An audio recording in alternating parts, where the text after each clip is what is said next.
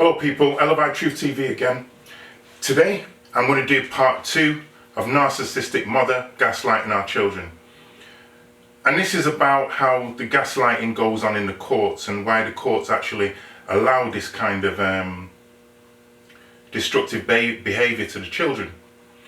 It's as a result of a new development because the mother's gone back to the court to actually get put in place an order that I mentioned in a previous video, but with a whole lot of other stipulations that would basically destroy my Article 10 rights to freedom of expression. And we know that freedom of speech and freedom of expression is going out the window these days anyway, but it seems like the system is very much targeting me. Now I don't want to be coming across as a paranoid individual, because the evidence is there to show why. Now, because orders are being popped up left, right and centre to stop me from speaking my truth, I'm going to say these words. I make this video with reasonable excuse should there be any legal actions brought against me with regard to any orders that may be in place now or in the future. I didn't even rehearse that. It sounds good. I might have to write it down and do that in other videos because more's coming. Now at the end of this video, I'm going to give the actual reasonable excuse why I'm making this video. As I say, it's to do with the court and what's going on in the court, why this video is being made. That is my reasonable excuse, and you will hear that at the end of this video. Very powerful stuff. But it seems like the mother of my children has gone into some kind of meltdown. Now, I've talked about narcissism and how these people, if they're in your life, and I hope you learned something from this video, if these people are in your life, they will never admit any wrongdoing. They will rewrite history. And this used to be a feature of the relationship, but at the time, I didn't know what narcissism was. I was a victim to this. So first of all, I want to play this little video. It's taken from Parental Alienation UK, and you'll see the link to it so that we can promote the growing movement there also. And it's just the feelings of the child which is important in this video. It's my job to keep Mummy and Daddy happy, stop them from fighting. Mummy says that Daddy makes her scared, but I don't know why. Daddy's always nice to me. He works with other children just like me. I seen his badge. He showed me lots of letters from lots of happy parents. I feel bad for loving Daddy. Mummy doesn't like it. It makes her so cross. I don't talk about Daddy when I'm with Mummy, and I don't say his name in our house. Daddy didn't come to my assembly because Mummy wouldn't let him. My friends think it's weird and it makes me feel sad. I miss my nana too. She doesn't come anymore. Now, among the powerful things that were said by the child in this video was the fact that they were basically not able to say their father's name around the mother. Now, this is called denying the child emotional permission to love somebody that they actually love. You're trying to make the mother or the father, because obviously fathers do alienate as well, but in this case we're talking about a mother. So the children are trying to pretend to the mother that they're fine, that they're not hurting inside. And this is a very, very destructive thing that's happening to the children.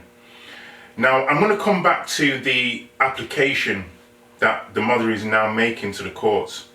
It involves preventing me from making internet searches. So I don't know if she's going to have a police officer actually in the place where I live, or maybe they will have access to my devices, my phones, laptops, so forth, desktop, and they will be able to monitor. And if I do a search, they'll zoom in, like the Tom Cruise film Minority Report, where the police burst through the ceiling and they apprehend me for doing internet searches. Maybe that's what she plans to do. She also wants me to not come within 100 meters of her and her children, it states in the documentation.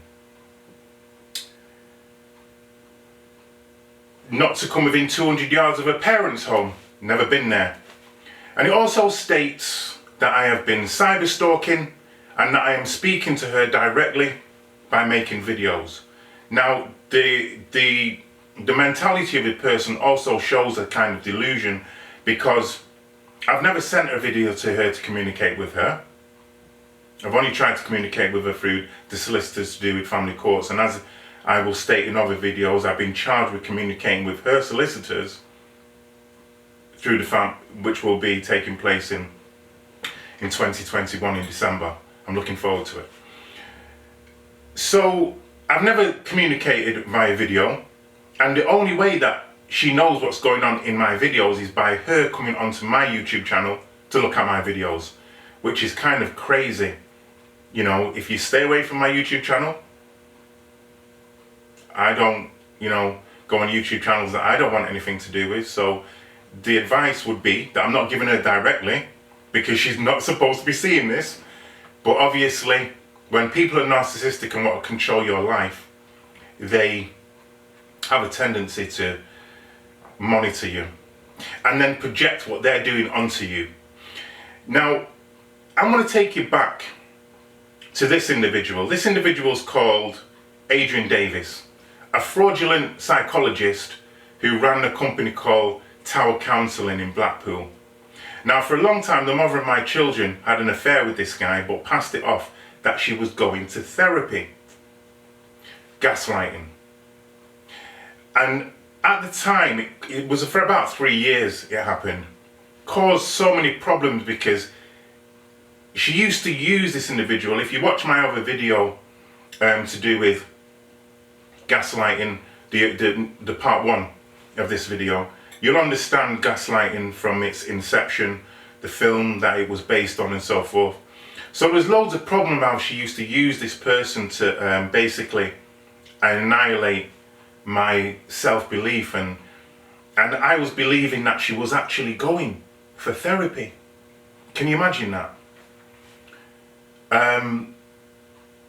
So deluded I was, so manipulated, so in denial, and so wanting to believe in her goodness. Now, what I would see a lot of the time was something called duping delight.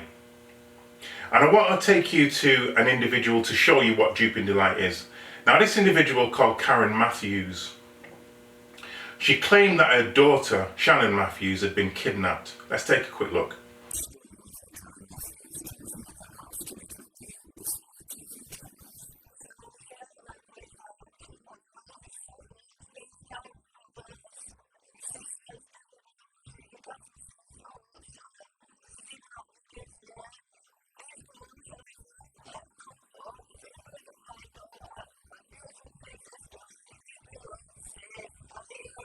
There had been no kidnapping.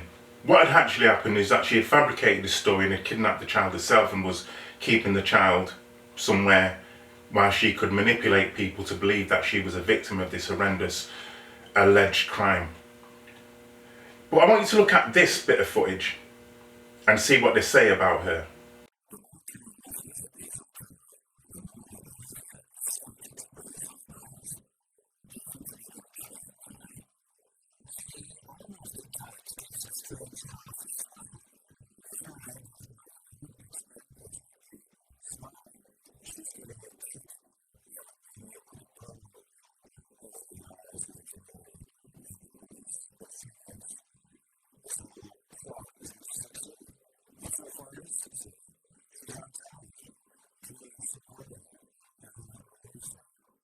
What this is called is duping delight. Duping delight. The person is taking pleasure in passing themselves off a victim and deceiving the world. And she cannot contain the pleasure that she's taking from not only passing herself off as a victim, but soaking up the narcissistic supply, the energy that she's getting from the people. You know, the attention. As you can see, she's not a person who's very articulate. She most probably wasn't somebody who would get a lot of attention from anywhere. So in this situation, she was able to manipulate the world because it was a massive news story that this, you know, young girl had gone missing, kidnapped. So That's what we call narcissistic supply. Now, in another document that's come through from the police, from the CPS, the Crown Prosecution Service, the criminals there, it should be called the Criminal Prosecution Service, because they are criminal lawyers. They've sent me through the details of the statements that will go forth to prosecute me in the criminal case for saying my children's names and the names of the lawyers, of the judges. Now, it's shocking to read what the mother of my children has written in terms of the children. And this brings us back to the gaslighting of the children, the narcissistic abuse of the children. It states that the children are so frustrated because she's not able to take them here and there in case they bump into me.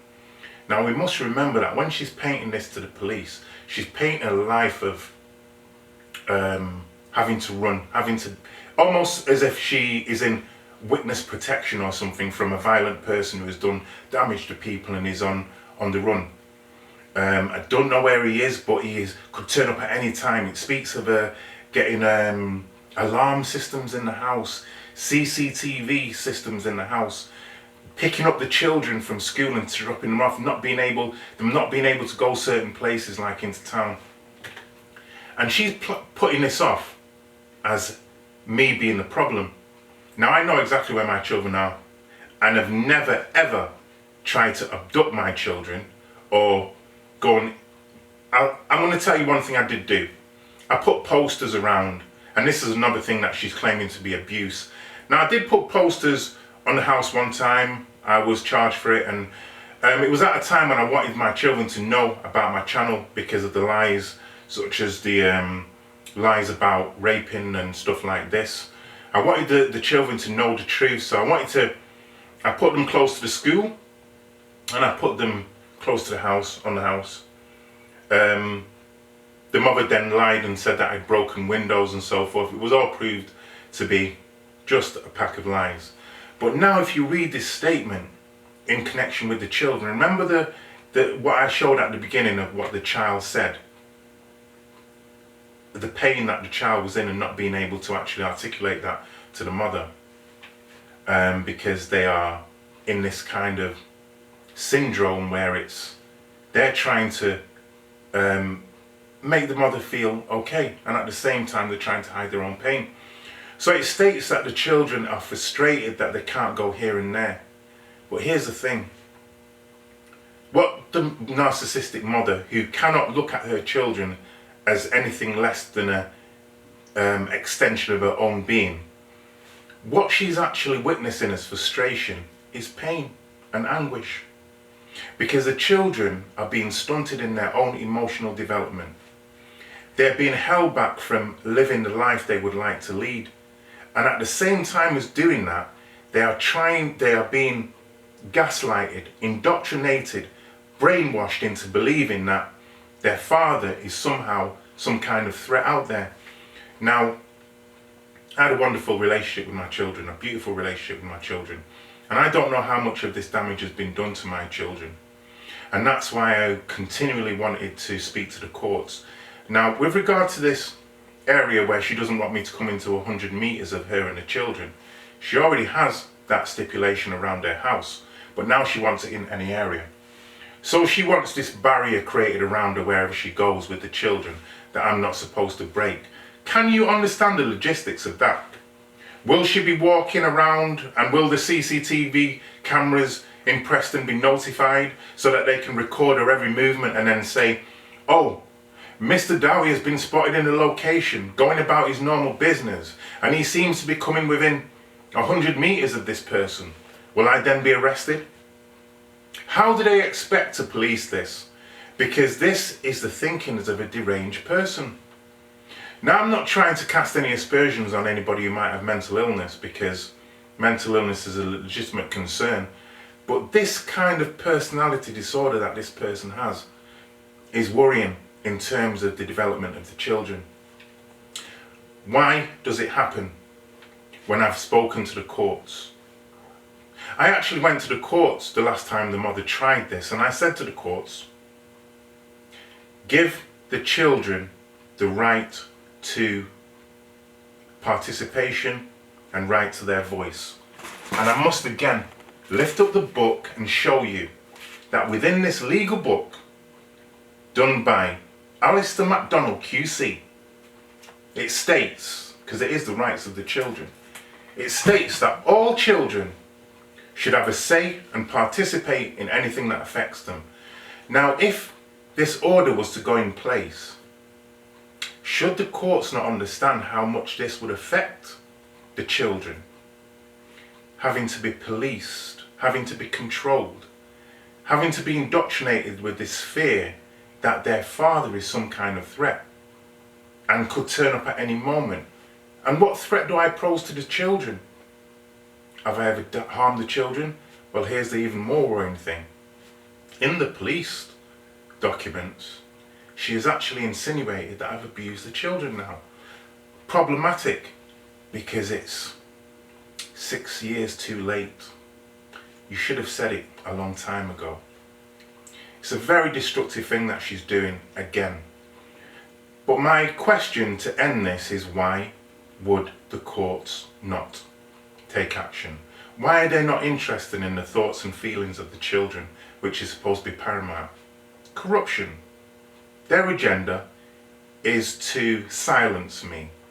As I say, the judge in the matter has added another clause that I must not say anything about the new case that the judge actually says doesn't exist because I didn't have permission for this case.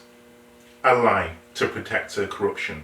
So I'm going to play you an audio now that is quite muddy, so you're going to listen to it a couple of times, but I can assure you can hear whatever is being said, everything that's being said. When I asked the judge, did she receive evidence implicating a senior judge, a colleague, in corruption, criminal activity? Did she receive it? And I'm going to end after you've listened to this. So I'll say goodbye now before you listen, and I will urge you to listen to it a couple of times, because it has massive implications for the system of Lancashire. Because this is not a judge who's retired. This is an active judge working on cases. And I'd just like to say one other thing that I'm going to cover a little bit more in my next video. The judge has been reported to the police and nothing's been done. ELAVI Truth TV. Listen with understanding and pleasure. I understand. Would I be able to ask one question though? Yeah. No problem.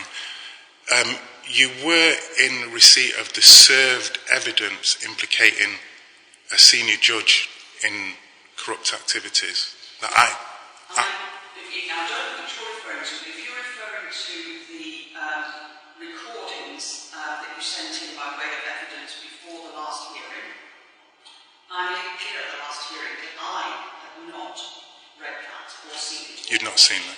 Because... Was that the 17th, on the 17th? Well, before the 17th, I had the information that you sent to the court.